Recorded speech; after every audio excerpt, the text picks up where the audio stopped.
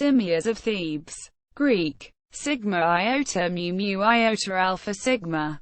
Florida. 5th–4th century BCE. Was an ancient Greek philosopher, disciple of Socrates, and a friend of Cebes. In his Memorabilia, Xenophon includes him in the inner circle of Socrates' Pholus.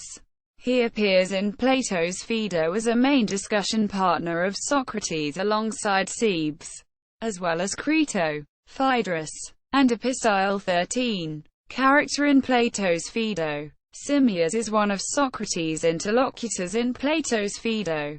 This is a philosophical dialogue by Plato, so the analogy presented in it by the character Simmias, although summarized here, need not reflect the views of the historical Simmias.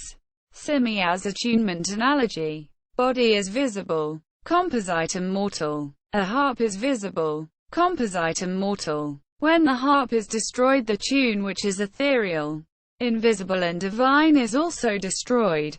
The soul is like a tune, harmonia, of the parts of the body. If the body is destroyed, the tune cannot survive. Socrates attacks Simmias's analogy with 4 different arguments. Harmonia argument would be a contradiction to the anamnesis argument that Simmias had already agreed on before. If the soul would be a tune, and bodies can be tuned differently, there would be more or lesser souls, which is not possible. Virtue is the proper attunement of the soul, and vice the lack of such an attunement. But if the soul itself is an attunement, then virtue and vice would be attunements of an attunement. But an attunement can't participate in non-attunement.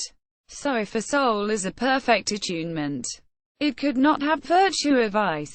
The soul is the ruling principle of the body, but attunement is governed by the material of the musical instrument. By analogy, that would make the body the ruler of the soul. Thus, Simmias' argument cannot be upheld.